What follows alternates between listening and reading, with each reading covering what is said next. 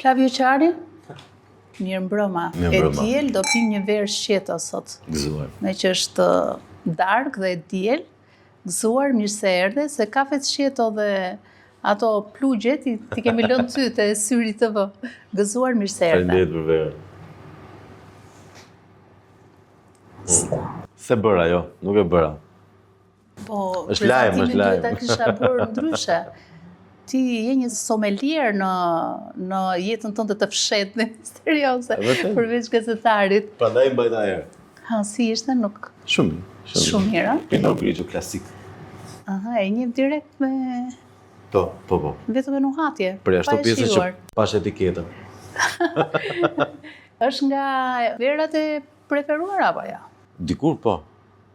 Edhe pse unë kur frekuentoja verat e bardha, më pëlqente Gewürztraminer shumë, se ka një shije pak më të spikatur, po sigurisht për një drekë të zakonshme apo për një vakt të shpejtë është shumë e mirë edhe. Është mirë. Tani, tu jemi te kapiten Mirë Zoti, na ka hapur derën sa i thash që është Flavio Qari.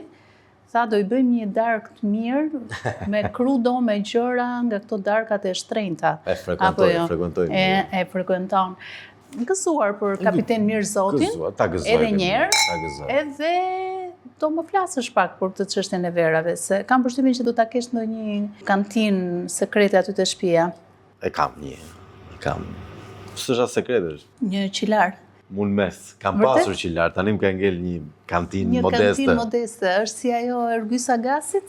Mirë do ishte, por nuk do ishim duke bërë këtë bisedë bashkë, do isha duke i parë, duke i përkëdhelur Po atë. prit, o do shkosh në Arati, ose do arrestohesh, dhe është me radhë puna, nuk e di më të ka radha. Se di, e para nuk besoj se më vjen mua rradha në një, e dyta as nuk besoj se i ka gjetë gjithë ato verat, ai që i kishte po i shijon prapë. Po i shijon prapë, ku mund t'jenë ato verat aman që ikën dhe i morën brenda natës dhe nuk dihet ku i çuan, se ishin pa pull fiskale më duket. Një pjesë. Një pjesë e tyre. Ka ca implikime tjera se ajo që një pjesë e kolegëve të Kronikës Zez nuk kanë nxjerrë. Problemi me ato verat është që janë me kod të gjurmueshme, sidomos verat mbi një vlerë caktuar kanë një term që quhet milezimato. Pra janë të numëruara shishet, secila shishe ka një origjinë dhe ajo do hapte ca probleme tjera për vendin e origjinës, për mënyrën, është një histori shumë e gjatë kjo. Interesante, ëh? Dhe mbi Në këtë gjitha botën e çuditërave të pasurve ndodhin këto gjëra. po janë, dëgjoj, Romane Konti prodhon nga 20 deri në 40.000 shishe në vit. Porosia vetëm nga Dubai është për 50.000. Dhe ti të gjesh një dhomë plot me nga ato në Tiranë, në periferi, është çmenduri e pamendueshme. Tetë. Dhe kështu që kush i kishte, i ka. Kush i kishte i ka, domethënë vetë Ergyes Agasi apo Nuk, pse i zhduku kamerat ky Ergyes Jaman? s'është zhduku Kush ka hyrë atje? Nuk i zhduku Jo, kamerat. nuk i zhduku ai, ai vendosi dhe u zhdukon. Mbajti njëri ti kontrollonte ato. Vërtet, Ti beson se shkoi çuni gjajës, adoleshent, i merr, si i ngarkoi, se ato duan 3 ditë. Janë produkte shumë delikate, janë shumica të veshura me film. Ato, se mbajnë me film të mbështjella. Shishi. Po nga Maseto e lartë, që fillon ke 1.200 euro për shishe, kanë një mënyrë mbajtje krejt tjetër. Kështu që ato duan të lëvizën një nga një. Ka hyrë. Delikatesë. Dhe Çdo verë si një fëmijë i vogël i posa lindur, ë? midis shërbimit të doganës, spakut, BKH-s, ka shku çuni gjajës, dhe më pëlqen si e thonë nga Durrësi çuni gjajt, dhe i ka marrë një nga ja, do 3 ditë punë, kështu që ka qenë shumë organizuar ajo. Pse po flasim për verat e Ramës në tani? Pse jo? Po, Çfarë flitet në për podcast? për verat e Ramës. Më duket se jam i vetmi në Tiranë që s'kam podcast. Po si ka mundësi që ti nuk ke podcast? Flas shumë. Po jo, unë flas 3 orë çdo mëngjes. Është dhe plugu që ka shumë lexim, shumë konsum. Dhe ndonjëherë më duket sikur unë për shumë se shoh veten se më bezdis vetja. Edhe kam gjithmonë një frikë sensin e masës, se sa duhet të dalë dikush sa duhet. Se dakord, brenda një formati të caktuar, mund të bësh emision të përditshëm. Plugu është i gjithi me dokumenta dhe patjetër që nuk të konsumon ty si figurë. Po të flasësh ti për çfarë mendon ti, për veten tënde ti, është e tepërt pastaj. Ndoshta nuk. Besoj se njeriu duhet të ketë një sens mase shumë fort. Jo, patjetër për të mos u konsumuar, por unë mendoj që kur të mbyllen të gjitha këto që na hapur kot më kot, atëherë ti do gjesh një shteg ndryshe që të shfaqesh ndryshe, se je gazetari vërtet, unë e vlerësoj shumë profesionalizmin tënd, se njihemi prej vitesh, edhe për këtë më pëlqen që ke nuhatje, ke zë rebelus shpeshherë, je dhe konfliktual shpeshherë, se e zën njerë me fansat e Sara Gjordenit, imagjino tani, dhe të bardhit. Sa turp! Çfarë rënje niveli e të mërshëm. E mo mirë, bërë që i shave, se janë ta komentus që... Kalon nga luftë ndaj regjimit, ke shërë me fansat e bardhit. Po këshush podcastin, edhe me pak verë të bardhë, dhe... A e gëzuar, është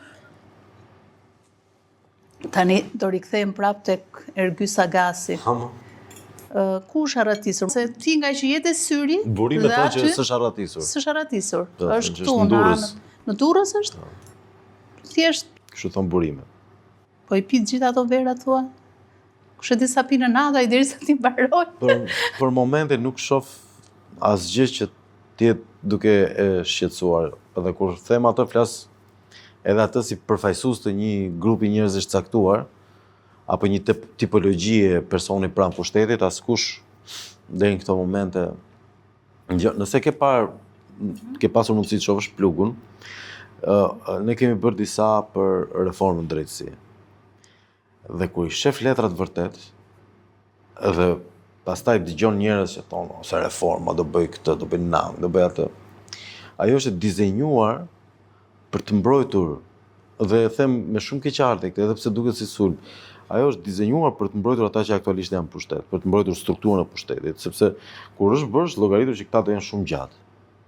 Dhe kështu që në këto momente ne kemi nevojë për një ndërhyrje shumë të fortë nga jashtë, edhe nëse ndodh që të ketë rotacion apo ndrim pushteti, prap do duhet një investim shumë i madh që të zhbëhet ajo që është bërë me reformën drejtësi. Se këta e kanë kapur jo vetëm të spastrimi që i kanë bërë njerëzve. Këta kanë kapur shkollën e magjistraturës dhe ata e kontrollojnë peshkun që rasat.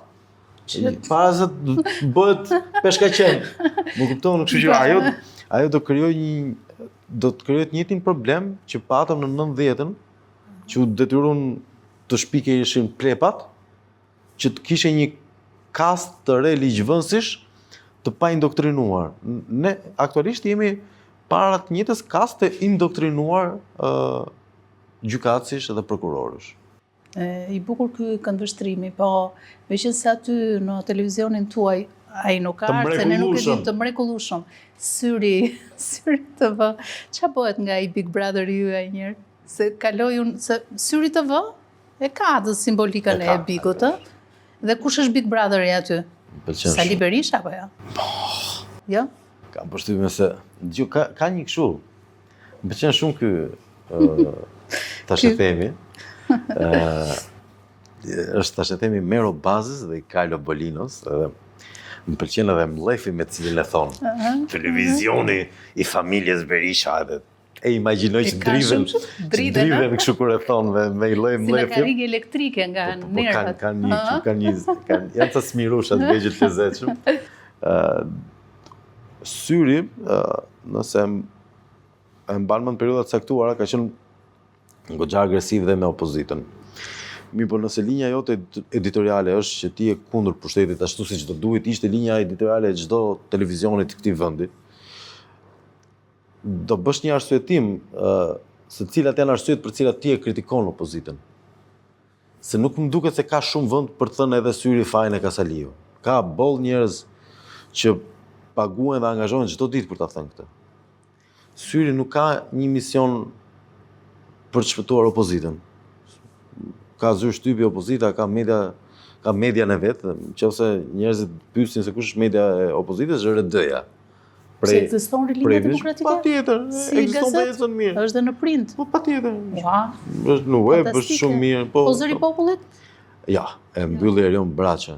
Kur u zu me Samir Tahirin. Sa e bukur. Zëri i popullit, jo, RD ekziston. Dhe ne jemi në rrugën tonë duke bërë atë që unë jam 1000% i bindur, se të paktën kështu ishte kur e mësova unë zanatin, do punojmë televizion? Po. Qa bëjmë ne? Kritikojmë qeverinë, nga mjesit deri në darkë. Kështu bënim kur ishte Berisha kryeministër dhe na duke gjëja më e drejtë, më e bukur, më e pa komprometuese në botë. Tani që nga problem, tani që e bëjmë të njëjtën gjë, tani që kritikojmë të njëjtat gjëra, tenderat, abuzimet, arrogancën, shpërdorimet, sekretet e gjithçka tjetër, tani jo, tani jemi të paguar nga Saliu, nuk është gazetari kjo. Do të thënë ky është komplet tash e them, legjendë urbane. Sigurisht.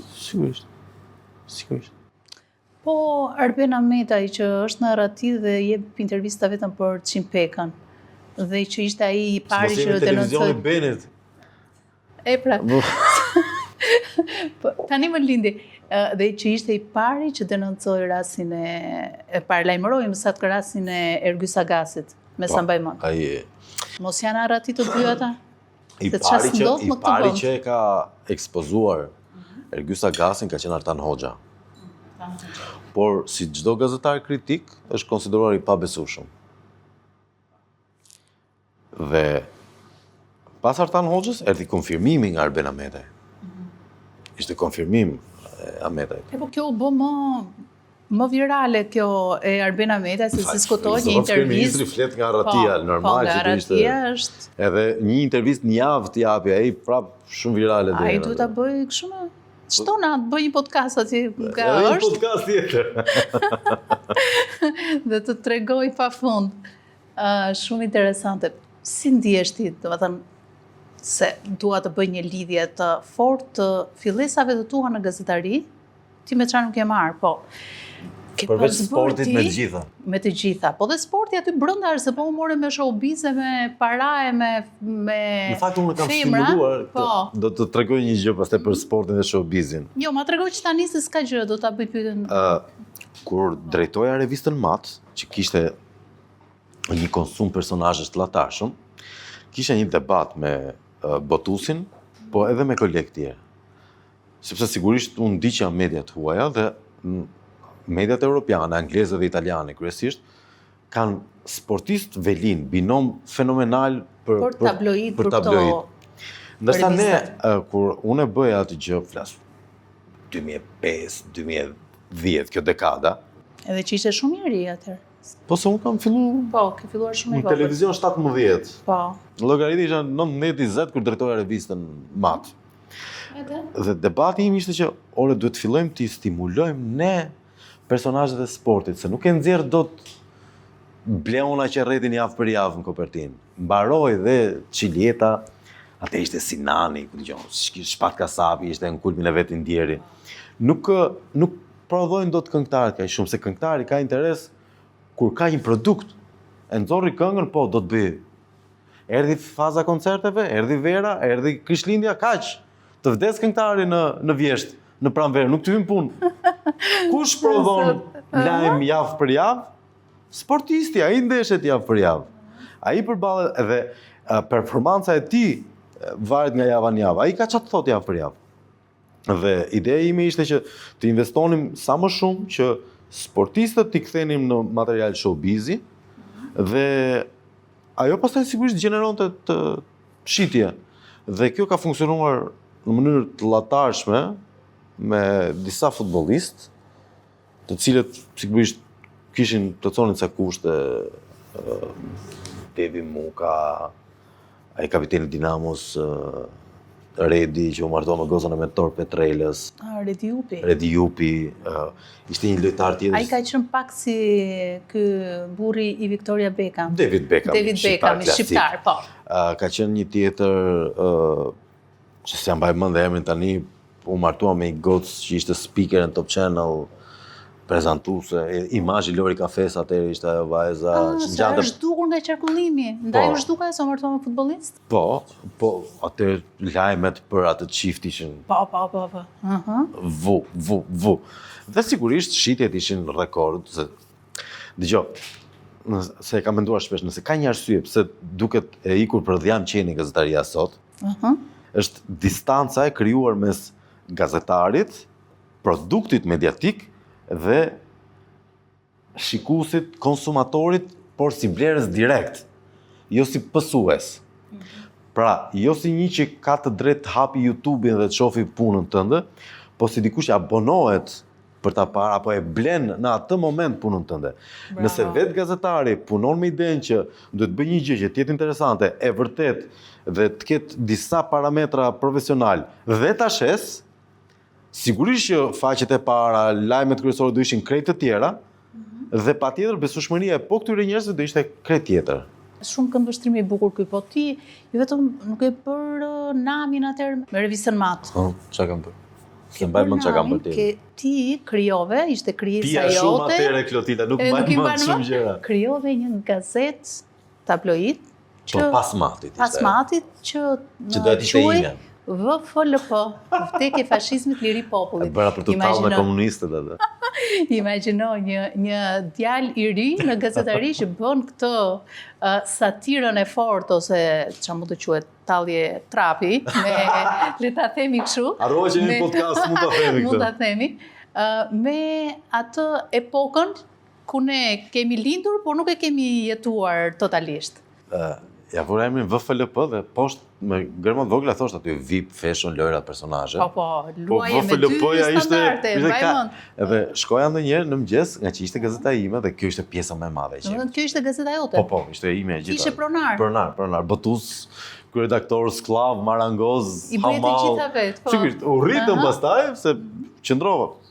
Kompleti pa aftë në biznes, por gazeta nga që shiti mirë, gazeta shiti mirë shumë i talentuar. Që rezistova, arrita do të rezistoj, po ishte e kot, pa administrim biznesi, ishte idiotësi e tmerrshme, ja.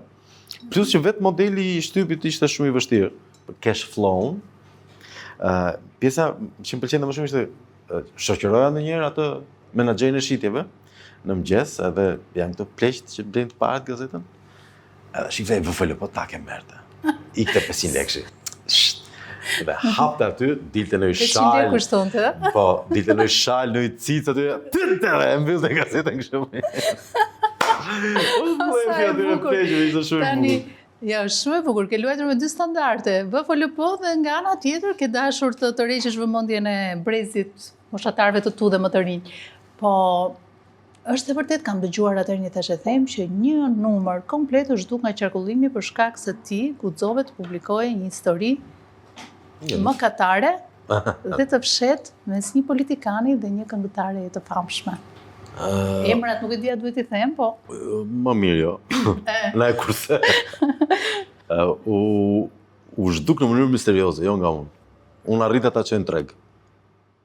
E çova nëpër kiosk.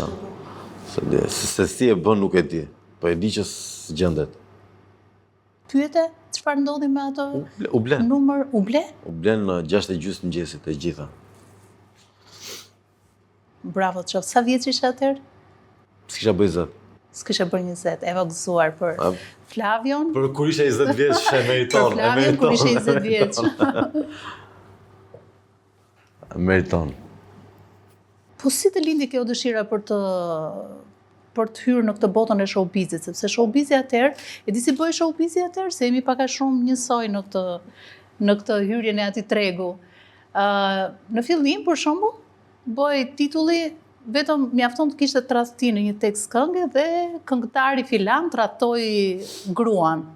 Domethënë komplet fantazi e kot. Edhe futëm unë pastaj me shpatë. Hyn ti me shpatë edhe hyn aty ku s'mund të hynte askush, hyn tek një tradhti bashkëshortore. Me çfarë guximi e bëje? Me guximin e moshës. Të moshës? Do e bëja tash. Nuk do e bëje tani vërtet? As. E para njëse më që më duhet mua. Po, ashtu është. Do e bëja vetëm për një zyrtar në pushtet, se lidhet me moralin e tij publik. Për këngëtar, për s'do e bëja dot. Por dëgjoj, arsye pse e bëja atëherë ishte shumë e thjeshtë. Unë kam bërë të njëjtën që gjithmonë. Nëse për shembull, do futesh me emision mëngjesi, i pash për disa javë të gjithë. Çfarë bënin, çfarë s'bënin, çka kishin mirë, çka kishin keq, çka kishin mirë. Dhe mbi të ndërtova strukturën asaj që unë do bëj dhe vizitova vendin tim në këtë treg. Me dhunë apo me forcë, dhe është vendi im ai, nuk ma merr dot njëri dhe nuk e bën dot njëri si unë. Me të njëjtën qasje ju ofrova edhe showbizit. Çfarë po bëjnë gjithë ta?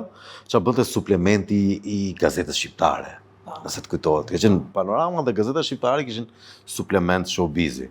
Edhe pak revista, Spektri bënte pak showbiz, e kështu me radhë. Unë këtë idenë për të futur në showbiz e pata vetëm se nuk doja të mësoja në lëndën e revistës të Fred Pezës. Kur ishe student të gazetaria? Po. Se ke qenë student i Fred Pezës? Po, lëndën e revistës më jepte Fredi. Dhe më tha, o do bësh provim, o do bësh punim. Ishte shumë më shkurt me bë punim. Dhe punimi vetëm që mund të bëj me një paragraf ishte tabloidi i parë shqiptar. Vetëm foto dhe përshkrime me tituj bombastik. Kaq ishte punimi im. Që të bia sa më shkurt. Sa i zgjuar. Që të bia sa më që po të mësoja fare. Edhe çfarë të tha Fred Peza? 10. 10. Dhe Fred Peza pastaj më lidhi me Pandi Laçon, që më lidhi me botusin e grupit Jeta, që ishte grupi më i madh i kohës. Më thanë, ore, pse se bën ti këtë? Bë revist, drejtoje vetë. Drejtoje. S'kisha... Një vit kisha me makinë, vetëm makinën kisha drejtuar deri në atë moment. Edhe Felix Bilani ka qenë drejtuesi i parë. Po, kanë kaluar një sër fotografësh, paparacësh, sepse skema ime ishte e thjeshtë. Ndryshe nga të gjithë tjerët që kishin foto të gatshme, unë kisha paparacët e mi. Dhe kjo bënte dallimin total në përmbajtje.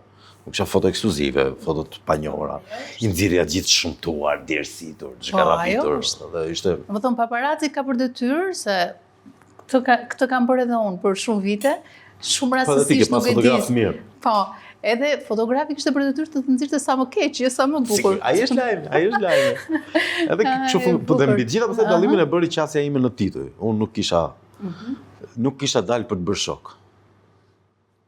Kisha dalë për të bërë punën time. Kisha dalë për shokët që doja të bëja ishin lexuesit. Dhe e kam ndjerë këtë gjë. Seriozisht e kam ndjerë në shifra, në tirazhe. Që kishte sukses. Sigurisht. Normal, se kjo dallon një gazetar të vërtet nga një gazetar që mund të konsiderohet një lëpirës ose një... Ka disa ashtu, po që nuk e dija duen futur tek lista e gazetarëve. Se ka ecë keq dhe atyre, problemi është që e kam menduar, por nuk e bëj dot. E ke menduar? Nuk e bëj dot. E kam menduar pse s'e bëj dot, po. Thjesht është ashtu, thjesht. Njeriu duhet të jetë sinqert me veten. Më përmend dhe pak Alfred Pezën që e ke pas pedagog.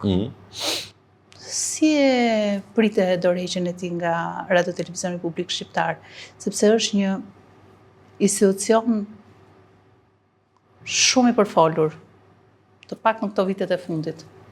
Unë kam punuar në RTS 14 vjeç. Deri 17 vjeç. Dhe nuk e kuptoj dot institucionin e TVSH-s. Për mua është ajo gjëja ultra profesionale, po shumë e ngrohtë nga një fëmijë. Ku unë mora zanatin. Ndihesh e mirë? Absolutisht ndihesha, dëgjoj, ëndra ime ishte të punoja në media, që fëmijë. Mu realizua e ëndër për mua aty mbaronte, e kisha kapur horizontin. Dhe nuk e kisha arsyetuar nga brenda ndonjëherë radio televizionin. Por di, për fakt, që për mirë apo për keq, Fred Peza e vunin punë atë gjën. Ja hoqi me mangat atyre njerëzve. Dhe aty ka pas shumë njerëz që i kisha lënë unë kur kisha qenë 14 vjeç. Që vazhdonin kur kisha shku 36. Që ishin të njëjtët që sigurisht ishin të njëjtët që s'bënin asgjë. Me shumë seriozitet. S'bënin asgjë. Kështu që fakti që Fred Peza doli nga politika për t'u marrë me TVSH-n Dhe doli nga TVSH-ja, unë them që është tregues që e ka humbur betejën edhe me krahun e vet politik. E kanë tradhtuar, e kanë shitur ata të parët. Sepse u fut TVSH-ja në treg me Fred Pezën. Dum apo s'dum. Unë s'kam asnjë marrëdhënie, asnjë interes Shumë e vërtet. ta them këtë me brutalitetin më të madh të mundshëm. Shumë miq të mi aty brenda ankoheshin se ishte i lodhshëm për ata. Por i ftoja miqtë e mi që të punonin privat një ta shihnin sa del bytha vendit, nëse mund ta themi. Po, ju mund t'i themi të gjitha këto në Dhe YouTube. kështu që në atë aspekt, pavarësisht se çfarë pikash më ndajnë mua me Fred Pezën, dhe ka shumë gjëra që më ndajnë, besoj më shumë, për atë gjën Fred Peza ka vlerësimin tim. Po, e vërtet është. Dhe jam absolutisht i bindur që ka qenë inside job e kanë tradhtuar nga brenda të vetët. Nga brenda RTS-s? Edhe RTS-s, edhe PS-s. Parti Socialiste, Të dyja. Po ajo historia që doli dhe u bë shumë virale? Cila histori? Blerta Tafani, No, ha? nuk shoh asgjë ka historia. Vërtet, ë? Nuk shoh. Edhe do doja mos ta komentoja për edhe Blertën e kam i kesh. Jo, thjesht bo publike. Patjetër që dhe ne nuk kemi ndonjë Kisha dëgjoj. interes ta komentojmë tani. Jo, problemi është që Jo, po flasim për fenomenin më shumë, jo se do merremi me këtë histori. nëse do ishte ajo historia thelbi, nuk do kishte lëviz për 100 vjet nga TVSH-ja. Se TVSH-ja ka pas histori shumë më të këqija. Shumë më të egra, që sigurisht do i them. Shumë më barbare. Edhe shumë më Në podcast thuen këto të gjitha. Jo, kam refleks televizioni mëngjesi. E pra, hiq Kam orar mëngjesi në mendjen hiq time. dorë nga televizioni. Kam orar mëngjesi në mendjen time. Edhe kështu. Nuk do e kishte prekur kurse si po t'ishte për atë motiv. Ajo ka qenë motiv krejt tjetër dhe inside job. E the fix. Tani nga showbizi në politik dhe je një Jo, gazetar nga showbizi kalova në kronik. në Kronikën e Zezë, Po, kronik zez, thellim, reportazhe dokumentar për Top Channel. në pasdite në Top Channel, ë? Po, aty fillova të ndjek shumë aktualitetin. Dhe Dhe ajo ishte një tjetër shkollë e jashtëzakonshme. po pse s'ndalove te Kronika e Zezë, për shembull, të ishe në këtë Po dëgjoj, mua nuk më pëlqen kronika e zezë në kuptimin klasik të fjalës që u vra ky, u ther ky, eci me viktimën tjetër, me aksidentin tjetër, me kriminalin tjetër. aty s'ka asnjë lloj bukurie brenda Ajo që unë asaj të keqes që ndodh, më kupton? pse funksiononte pasditën Top Channel? Se është skem shumë e thjeshtë që nuk e di pse mediat këmbgulin ta dhjesin. O zotëri, me çaj ka emisionet e pasditeve sot? Topi, Klani, Vizioni. I kanë gjitha me manikyr, pedikyr, depilim. Po. Ky është emisioni i pasdites. Cili ishte projekti jon që kur e bënim, audienca ishte 30-1 në favor të Topit, kok në kok me Rudinë Magjistare. Ne bënim aktualitet, thellim. Topi, Klani bënte gjën e vet, Rudina që ja bën shumë mirë prej shumë vitesh. Por audienca ishte 30-1. Pse? Ke edicionin e lajmeve 3:30, 4:30. Që ikin lajmet shpejt. Politika kjo, ajo, drejt shitan, bota, ku dëgjon se çfarë.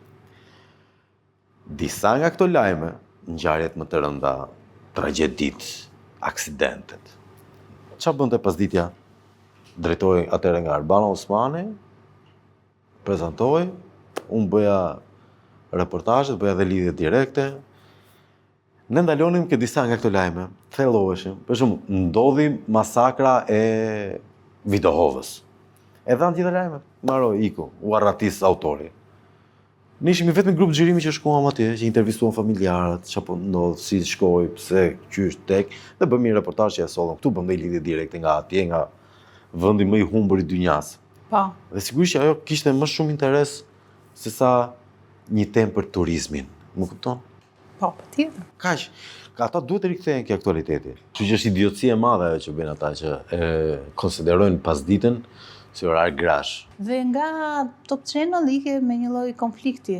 Po, një Atëherë, idiotësi e çfarë madhe. ndodhi atëherë, ma tregoj një herë përfundimisht se dëgjoj të copëzuar nëpër rrjetet sociale. Që thjesht Top Channel s'pati besim ke unë, pati besim ke një idiot. Që ishte? Kush ishte? Historia ime e preferuar. Tregoj pak. Po shkurt, që t'jetë edhe si Barsalet, më kupton? Po është Barsalet. Do të thënë, unë e kam vujt shumë. Po Atëherë. e tregoj dhe më zbavit. Shkoj ke bankomati dita pare e vitit, 2 ose 3 janar. Sigurisht s'kishte dalë. Akoma festa. Rroga, s'të kishte dalë. Jo, pija. thashtë te rroga. Rroga. Tash, Jo, rroga ditë dhe desh shumë mirë. S'kishte dalë pija e vitit të ri, dhe shkoj te bankomati ku shkoja gjithmonë. po, Fus kartën bankomat, shtypinin, dalin lekët, 20.000 lekë, i marr, iki. Mas 6 muajsh, po, vjen dikush nga banka, nga Raiffeisen, dhe thot, dëgjoj, bankomati ishte me defekt. Parat që kanë dalë ty, kanë qenë të një klienti para rendës. Mund më e kthesh? I them, patjetër, më dërgoj një letër, më jep një letër, se me llafe, sa njerëz vinë kërkojnë lek, po. më jep një letër, një dokument, dhe s'ka asnjë problem. Okej. Ç'kishin bërë këto 6 muaj? Që të mos i jepnin lekët klientit para rendës, ishin thënë, bëj ti kërkesë në prokurori. Dhe kërkesa e prokurorisë shkon sigurisht për djenin Top Channel. Ishin kthyer lekët. Kishte ecur jeta, kishin kaluar dhe 6 muaj tjera, dhe Topi më thot, ti ke vjedh 200.000 lekë, se kështu pretendon një prokuror. Që më falë, ju më jepni 10 fishin çdo muaj, si mund të besoni që unë kam aftësinë teknologjike që të thyej bankomate. Jo e ke bërë. Okej. Me të shara, sigurisht. Me të shara, po, kështu ka ikë? Se më duke e pabesueshme që s'kishin besim ke unë. Jo vetëm që ika, po kaloi kjo historia. Kaluan dhe ca muaj tjerë. Prokurori më merr, më arreston ditën e ditëlindjes Timeti për grabitje banke me anë të mashtrimit në bashkëpunim. Dhe kush ishte dëshmitari që vinte në gjyqje dhe qante për mua? Klienti para rendës, që ta orë s'ka lidhje, s'punon të bankomati, leta i orë aty të prit lekët i ika. Jo, të është prokurori, ky ka vjedhë, unë e di. Edhe sigurisht humbi në shkallë të parë, prokuror, fitova në shkallë të parë, shkallë dytë, se aty mbaroi, se pastaj u dorëzu prokurori dikush, se s'kishte asnjë provë, që tregonte që unë kisha grabitur banka. Tash prokurori, po mirë më vllai, pse grabita 200.000 lekë, qofse kisha aftësi me thy bankomate. Por sigurisht ajo gjëja më kushtoi 2 vite shumë simpatike të jetës time. Ajo ma forcoi akoma më shumë neverin për prokurorët në përgjithësi, edhe për prokurorin.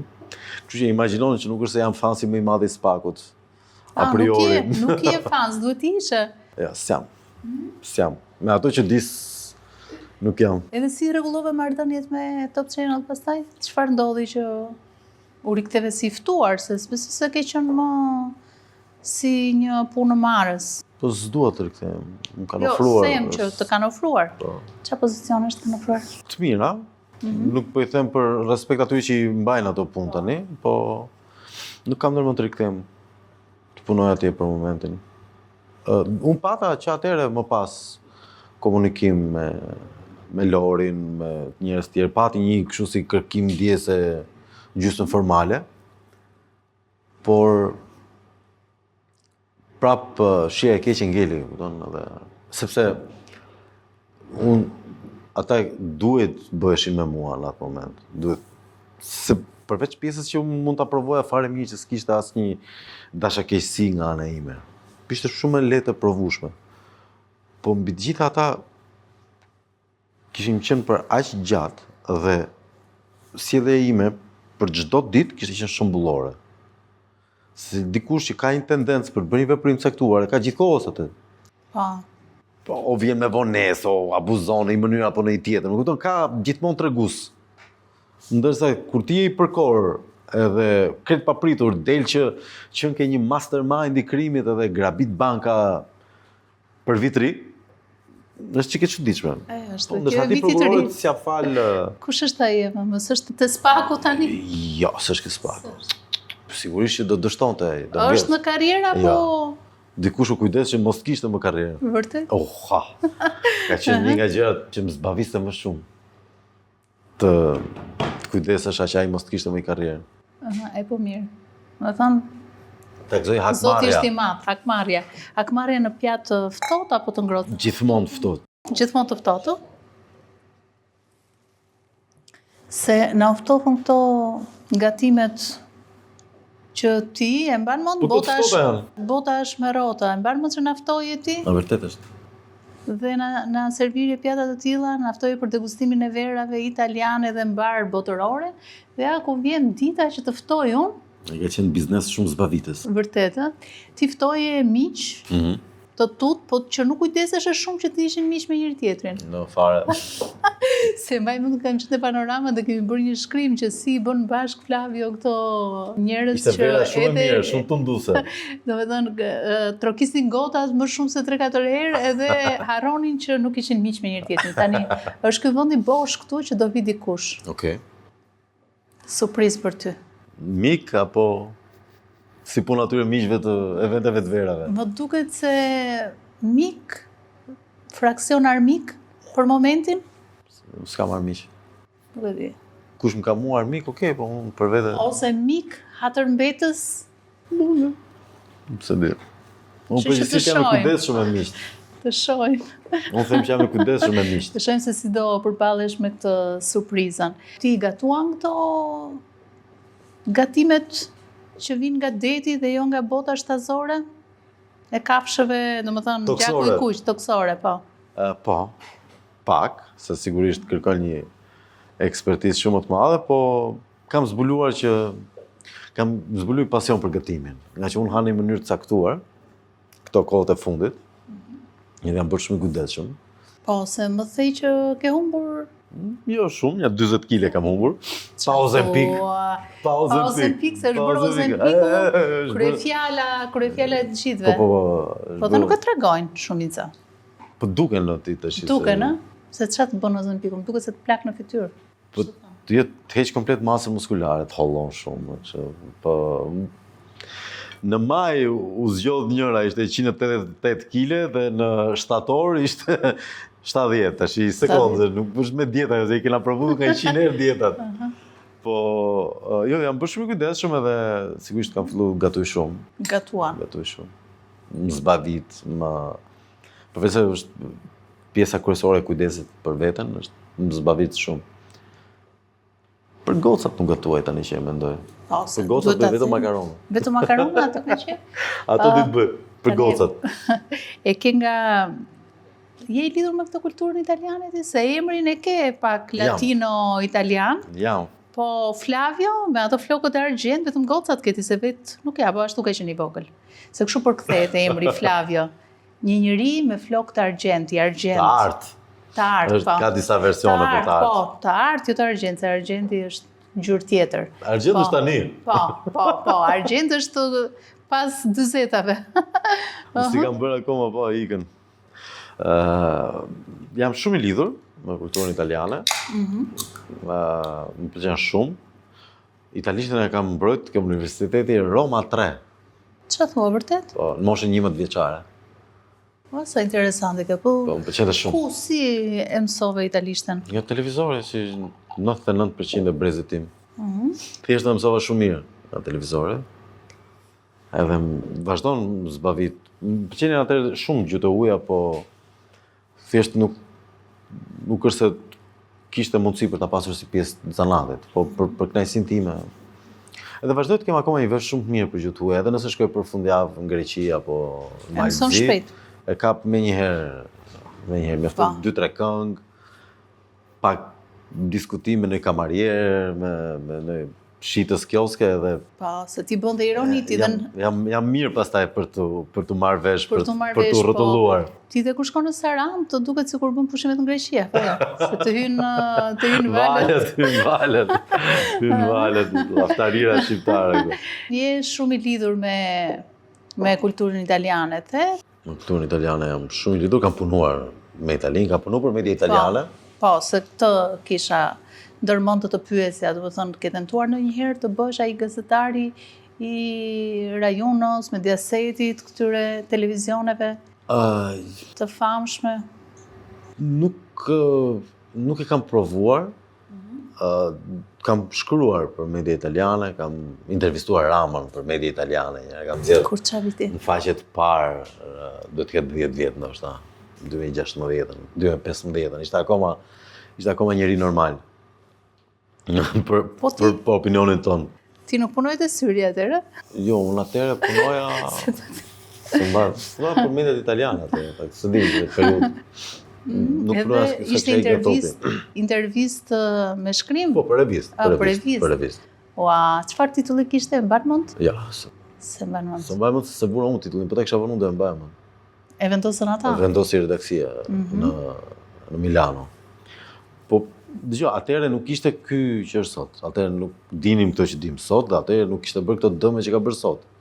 Ishte akoma e faza, ishte shumë too cool for school. Ishte më shumë artist, po. Më shumë artist se sa politikan, po. Siç, jo, është e njëjti rrugtim që ka ndodhur edhe me Velia. Edhe Velia ishte shumë cool në fillim, ishte shumë qef të shoqërohesh me çunat e mjaftit apo të ishe në aktivitetet e tyre. Pastaj gjëja degradoi dhe sigurisht për këtë arsye edhe një pjesë e madhe e publikut ka kështu zhgënjimesh paradhënie, se janë ndjekur nga qulli i fryn kosit me seriozitet shumë të madh.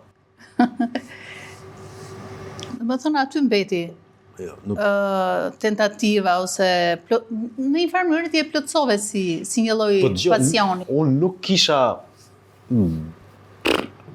kam një eksperiencë të tillë me këto mediat e huaja.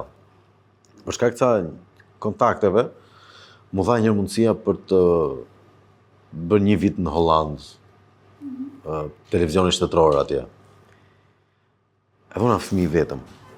Biles atëherë sa po kisha marrë ofertë nga Topi, që unë i vetëm 22 vjeç. Të rrija në Hollandë, gjysë emigrant, bëja stazh në televizion atje, apo t'isha këtu për qefin tim. Se këtu edhe bëje edhe shijoj jetën ti. Pikërisht. Edhe kështu që. Edhe prandaj as nuk mendova që do punoja për mediat italiane në atë kuptim që transferohesh, atë se unë s'e kam menu kurrë transferimin ose largimin. Tani po, si prindem, edhe e kam menduar. Tani e mendon, je djali vetëm dhe ke sjellë në jetë 2 vajza. Je baba vajzash. Si e përjeton të qenurit një baba me një partner e tjerë zakonshme, duhet ta themi, që unë kur moderonte ajo netët e degustimit të verave, kujtova se ishte italiane që kishte mësuar shqip, aq bukur fliste, aq fisnike, përveç se e bukur. Flavio Qari, baba gocash, si e përjeton të ngjarje të rëndësishme në jetën tënde, djaloshare? Me mistik çdo ditë. Aha, me mistik. Si quhen gocat? Gaja dhe Eden. Sa bukur. Eden. Gaja është e madhja, Eden është e vogla. Është e çuditshme, është nuk vazhdon duket sikur s'është e vërtetë. Vërtetë? Çdo ditë. Po jam shumë i lumtur. Je i lumtur që nëna e 2 vajzave tua është Hilda, prezantuese interesante, por që tani po merret me kujdesin për fëmijët. Ajo është pjesa më e mirë e gjës. Vërtetë? Jam shumë krenar për atë që bën si mami atyre gocave. Si u njohët ty të dy? Ishte dashuri nga ato që të tund themelet? Po. Ishte, ha? Ishte. Nuk e di për tundje, themelesh, po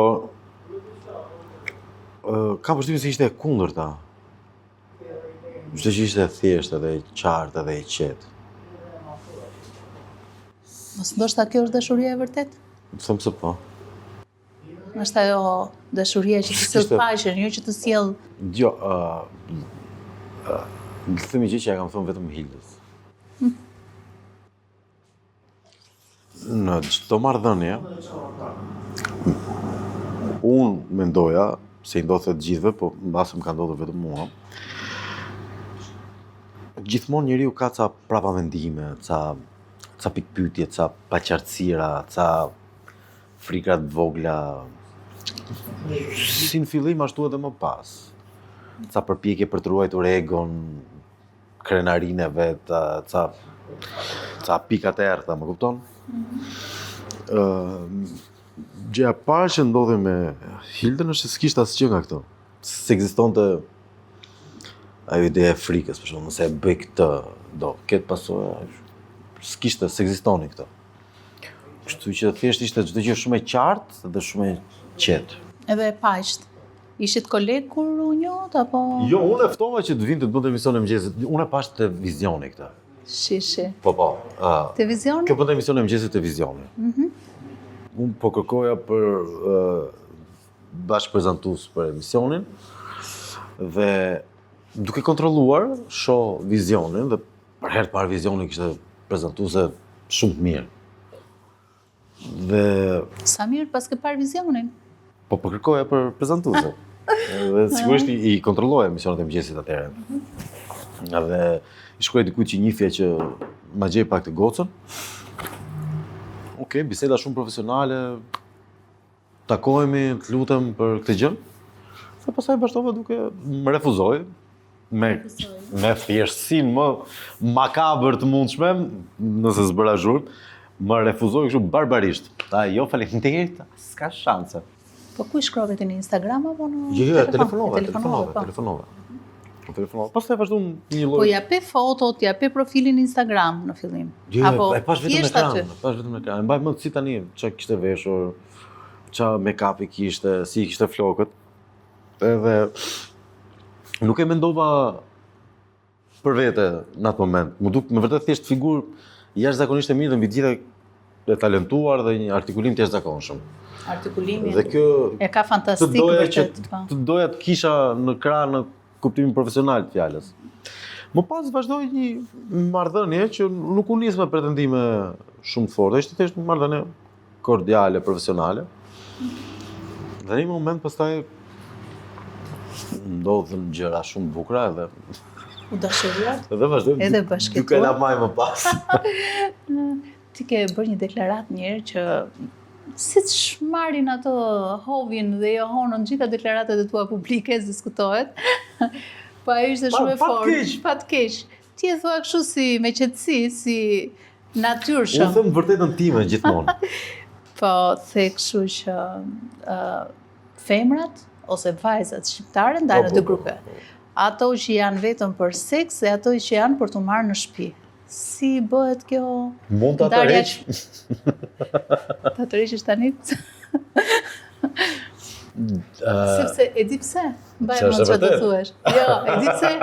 Sepse është dhe një shprehje që thotë që femra ideale për një burr është ajo që është kë në krevat dhe zonjë në kuzhinë. Ti pse i ndave kështu kaq? Se mbaj mend. Ishte periudha që pija atëherë, nuk i qëndroja asaj, nuk di nëse i qëndroja asaj deklarate. Nuk i qëndroja. Nuk e di nëse i qëndroja apo jo. Dhe nuk e di pse u bë kaq virale. U bë shumë virale. Tani Jo, thjesht i vetmi merak që un kam është që un për mirë apo në të mirë dhe në të keq nuk përfaqësoj vetëm Flavia. Atëherë në çdo gjë përfaqësoj vetëm mendimin tim. Tani më duhet kujdesem për disa gjëra të tjera. Dhe nëse pas çdo gjëje që kam bërë në jetën time, para se të kisha vajzat, kisha një mënyrë të arsyetuari të caktuar, por kishte gjithmonë një fill mendimi që i bashkonte të gjitha lëvizjet, veprimet dhe mendimet e mia, që nga dita që ka lindur Gaja, që ka lindur në prill të 2023-shit, çdo gjë që unë bëj ka një fill tjetër ku janë dhe ato në ekuacion. Dhe prandaj nuk mendoj as në të njëjtën mënyrë për shumë gjëra dhe as nuk mendoj për shumë nga ato gjërat që mendoja më përpara. Edhe shumë e kuptueshme është kjo, po shpresoj që të bësh edhe një çon bashkë me Hildën. Pse është e detyrueshme? Po. Si fillim duhet flej mirë. Sa kohë duhet flejmë? Flejmë gjumë. Po vdesim për gjumë. Jeni pa e gjumë. Po vdesi për të fletë gjumë. Ai me Hildën u bët partner në televizion? Hilda punoj të styri, për... Jo, a ishit bashkë? Ja, Në ato Kur? studion e mëngjesit, kur? asi dit. Po ke qenë me një personazh tjetër ti? Me ka Emision Ka e që me mëngjesit. disa. Po me një që mund ta konsiderojmë shumë të famshëm edhe një njeri që është, si thuash, Hilda e nxori nga errësira e nxori në Gent Pjetri. Ka dalë në për intervista këto ko. Po pra, Se që thot gjëra. ka thënë që Flavio më tha s'do vish më. Si ishte e vërteta? Don't kill the man. Si ishte e vërteta, ashtu ishte e vërteta. Ashtu është e vërteta? Po, S'do vish më. po. Ka që pa më shishëm me Gent Pjetrin? E kundërta. Po. E kundërta është e vërtet.